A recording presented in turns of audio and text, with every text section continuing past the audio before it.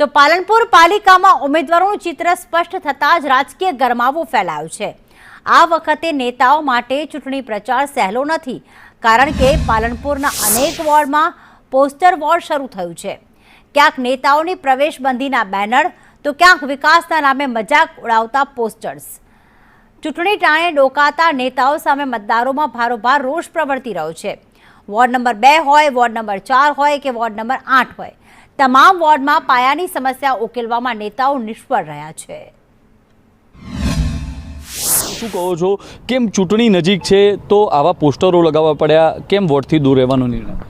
આ લગાવવાનું કારણ છે, હું પોતે પણ કાર્યકર્તા છું ભાજપનો, પણ છેલ્લા 15-20 વર્ષથી કશું કામ થયા જ નથી। એના કારણે આજે અમારે આ કરવું પડે છે। ઘણા ટર્મ્સથી ભાજપની બોડી છે, ભાજપના બોડીમાં કોર્પોરેટરોને ગ્રાન્ટો બહુ ફાળવી છે, પણ કોર્પોરેટરો જ બધી ગ્રાન્ટો ખાઈ ગયા, ચાવ કરી ગયા એ બધા, અને કોઈ સફાઈ વેરો કે કોઈ વેરો, અને દાદાગીરી પછી ઉપરથી લુખ્ખી દાદાગીરી આવીને અમારા મિત્ર મંડળોને આવીને ઉપર હુમલો કરી નાખે છે। વચ્ચે બી અમારા એક મિત્ર મંડળે આવીને આ લોકોએ હુમલો કર્યો હતો, કોર્પોરેટર આવીને હુમલો જો કરી કહેતા હોય તો પછી કોર્પોરેટર પાસેથી અમારે આશા શું રાખવાની હોય?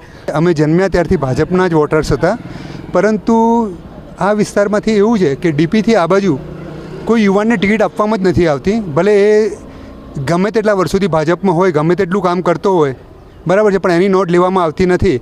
અને કદાચ એવું છે કે ડીપી પર લક્ષ્મણ ટેકરી પેલી બાજુના વિસ્તારમાં જ ટિકિટ આપે છે, એટલે કદાચ આ વોર્ડ 2 નંબરમાં એવું હશે કે આ લોકો, સ્થાનિક લોકો વોટ માટે યોગ્ય હશે, પણ ઉમેદવાર માટે એમની નજરમાં, એમને ધ્યાનમાં આ છોકરાઓ આવતા નથી। તો આવું કેમ? પોસ્ટર લગાવી દીધું છે, કોઈ પણ નેતા કે કાર્યકર્તા હોય આવું નહીં, કોઈ એક પાર્ટી માટે કે કોઈ પાર્ટી નહીં આવી શકે, કોઈ બી પાર્ટી માટે છે। કારણ કે આ લોકો કે પહેલાં બી ઉમેદવાર તરીકે આવ્યા હતા અમારા, તો કોંગ્રેસ વાળા જે બી હોય, બરાબર, શેના માટે? સેવા માટે। ચલો, એમને જીત્યા હારે 2 નંબરની વસ્તુ છે, બરાબર, છતાં પણ એ લોકો ક્યારે પછી પૂછવા નથી આવે કે ભાઈ તમારે પ્રોબ્લેમ છે। ઇલેક્શન પહેલાં તો બધા પૂછવા આવે છે, ઇલેક્શન પછીનું શું?